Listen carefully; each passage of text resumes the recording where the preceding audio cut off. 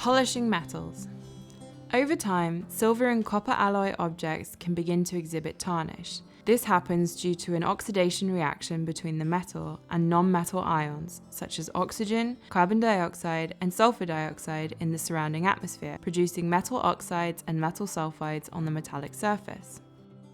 Unlike corrosion, tarnish is not something to be concerned about, as it is stable and can act as a protective barrier for the metal surface below. But it can be unsightly, ruining the lustrous finish on some objects, and oftentimes obscuring details or decorative elements. Because of this, tarnish is often removed from metal objects to restore them to a shiny finish. However, while it may be tempting to polish that tarnish away, we should remember that removing tarnish will also result in the removal of some metal as well, which can result in the loss of detail over time. Before you decide to polish an object, consider why you are polishing it. If the object is going into storage, removing tarnish is unnecessary, as it will only reappear and the temptation will be to polish again.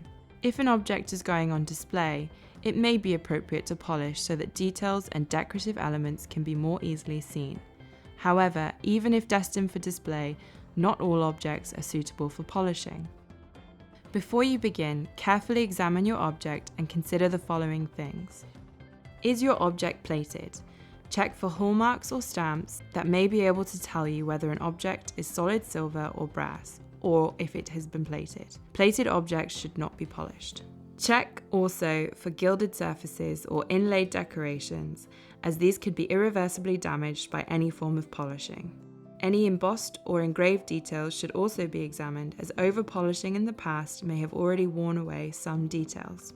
Some brass or bronze objects may have coloured lacquer coatings that are original and should therefore be retained, while others may have coatings that have been applied during previous conservation or restoration efforts, which may make tarnish removal more complicated. Finally, it's also important to consider the context of an object and whether a high shine is appropriate. For some objects, a patina is desirable, and some objects, such as certain medals, were artificially patinated when they were made. If you are in any doubt about the composition or finish of your object, it is best to leave the tarnish intact or seek the advice of a metals conservator.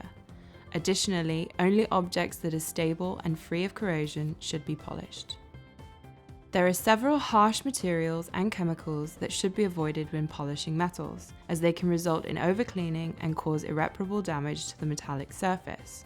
Brasso. This highly abrasive compound contains ammonia as the active ingredient, which dissolves copper, meaning it is chemically abrasive as well as physically. It also leaves a nasty residue which can exacerbate corrosion over time.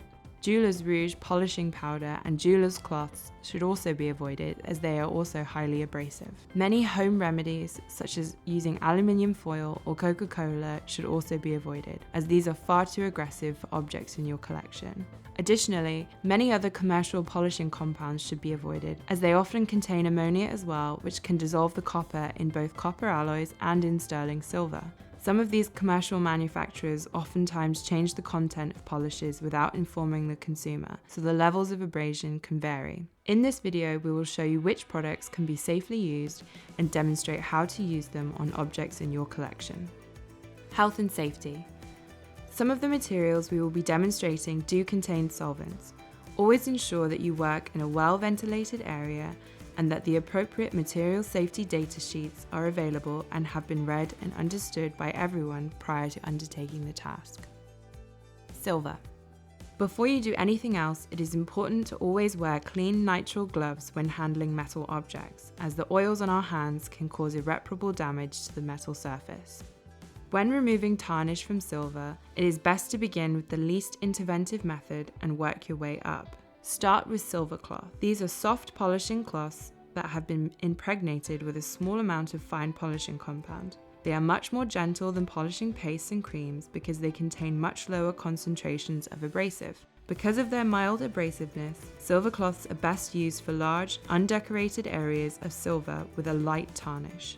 First, gently remove all dust and dirt from your silver object using a clean microfiber cloth. Then, using the silver cloth, polish your object in small circular motions to remove the tarnish. Work methodically, covering small sections at a time, ensuring that you don't over-polish any one section.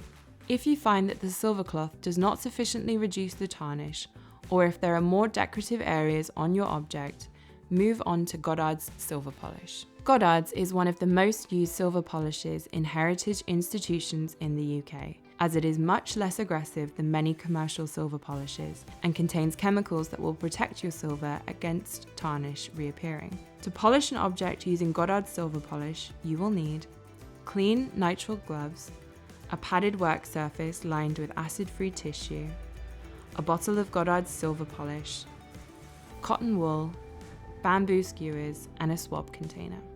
First, gently remove all dust and dirt from your silver object using a clean microfiber cloth. With your object safely supported on the work surface, roll a clean swab using the cotton wool and bamboo skewer. If you are unsure on how to roll a swab, refer to the surface cleaning video. Take a small amount of Goddard's silver polish onto your swab and polish your object in circular motions with very light pressure to remove the tarnish.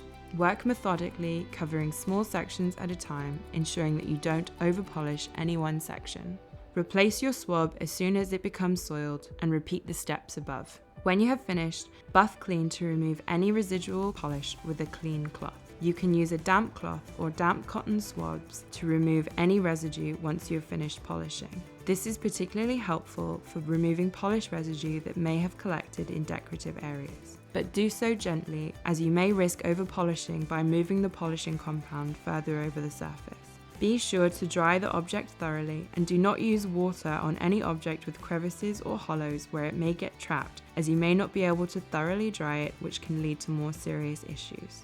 Once complete, store the object correctly to prevent tarnish from reappearing. Copper.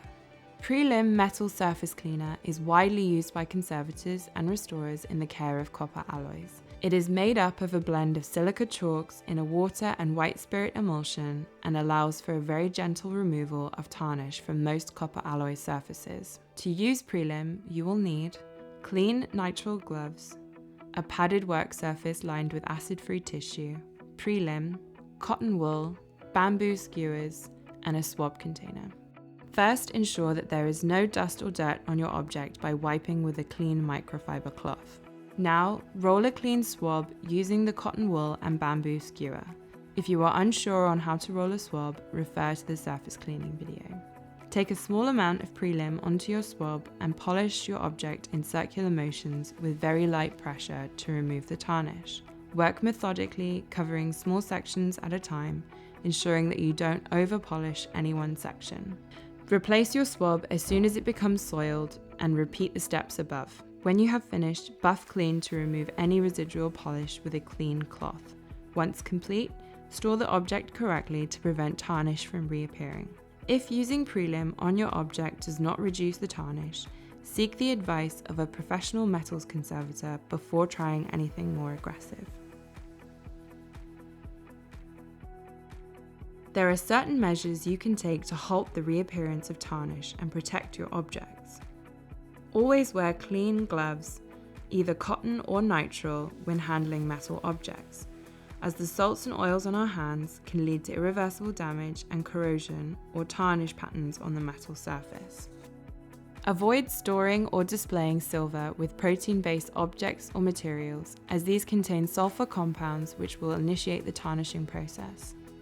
Ensure that your objects are kept in a cool, dry environment, as moisture will exacerbate tarnish and cause corrosion. Use silica gel if necessary.